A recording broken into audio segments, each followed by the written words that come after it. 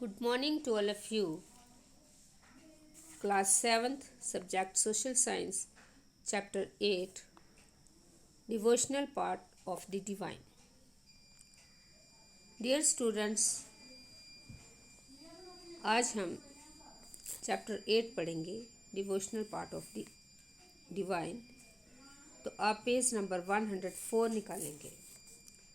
You may have seen people perform rituals of worship or singing bhajans, kirtans or qualis or even repeating the name of God in silence.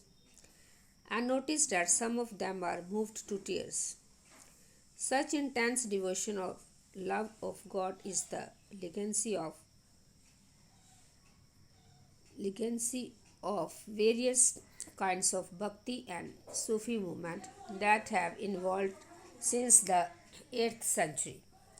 तो अपने लोगों को पूजा पाठ करते अथवा भजन कीर्तन या कव्वाली गाते या चुपचाप ईश्वर के नाम का जाप करते हुए देखा होगा। आपने ये भी गौर किया होगा कि उसमें से कुछ तो इतने भाव विभोर हो जाते हैं कि उनकी आंखों में आंसू भर आते हैं। ईश्वर के प्रति ऐसा प्रेम भाव या गहरी भक्ति उन विभिन्न प्रकार के भक्ति तथा सूफी आंदोलनों की देन है जिनका 8वीं शताब्दी से उद्भव होने लगा। The idea of a supreme God. Before large kingdoms emerged, different groups of people worshipped their own gods and goddesses. As people were brought together through the growth of towns, trades, and empires, new ideas began to develop.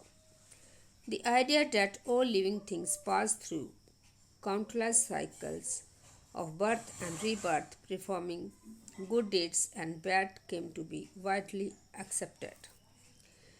Similarly, the idea that all human beings are not equal, even at birth, gained ground during this period. The belief that social privileges came from birth in a noble family or a high caste was the subject of many learned texts. तो बड़े बड़े राजाओं के उदय होने से पहले भिन्न भिन्न समूहों के लोग अपने अपने देवी देवताओं की पूजा किया करते थे। जब लोग नगरों के विकास और व्यापार तथा साम्राज्यों के माध्यम से एक साथ आते गए, तब नए नए विचार विकसित होने लगे। ये बात व्यापक रूप से स्वीकार की जाने लगी कि सभी जीवधारी अच्छे तथा बुरे कर्म करते हुए जीवन मरण और पुनर्जीवन के अंत चक्रों से गुजरते हैं। इसी प्रकार ये विचार भी गहरे बैठ गया था कि सभी व्यक्ति जन्म के समय भी एक बराबर नहीं होते हैं।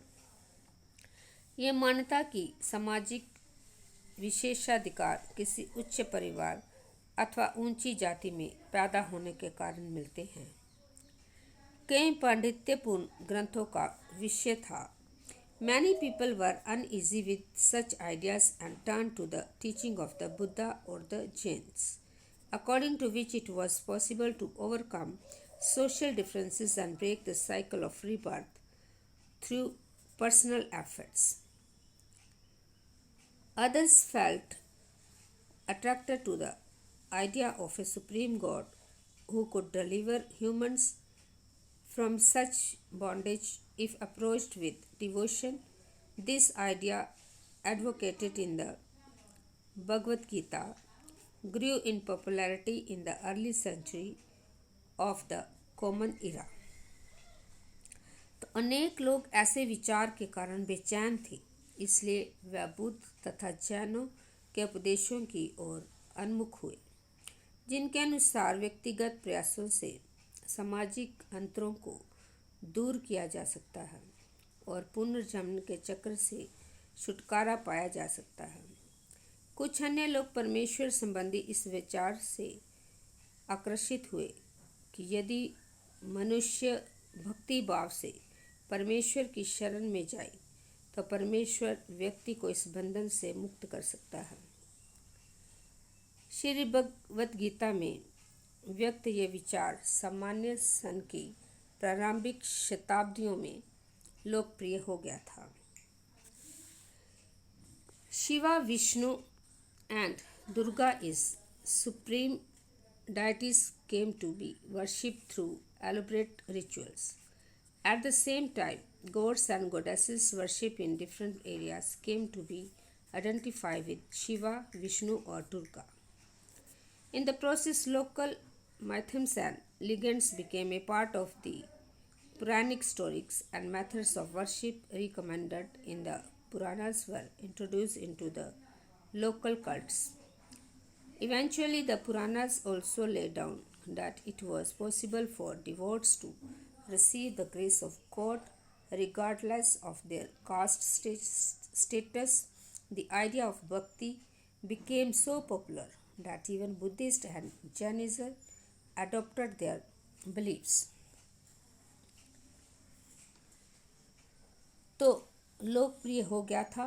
विश्व धार्मिक अनुष्ठानों के माध्यम से शिव, विष्णु तथा दुर्गा को परम देवी देवताओं के रूप में पूजा जाने लगा। साथ साथ भिन्न भिन्न क्षेत्रों में पूजे जाने वाले देवों एवं देवियों को शिव, विष्णु या दुर्गा का रूप माना जाने लगा। इसी प्रक्रिया में स्थानीय मिथक तथा किस्से कहानियाँ पुरानी कथाओं के अंग बन गए। पुराणों में पूजा की जिन पद्धतियों की अनुशंसा की गई थी, उन्हें स्थानीय पंथों में भी अपनाया जाने लगा। आगे चलकर पुराणों में भी इस बात का उल्लेख किया गया है कि भक्त भले ही किसी भी जाति पाति का हो, वह सच्ची भक्ति से ईश्वर की कृपा प्राप्त कर सकता है। भक्ति की विचारधारा इतनी अधिक लोकप्रिय हो गई कि बौद्धों और जैन मतावलंबियों ने भी इन विश्वासियों को अपना लिया। तो डियर स्टूडेंट्स, अभी जितना आपने पढ़ा है आप उसको एक बार फिर से रीड करोगे। Thank you and have a nice day.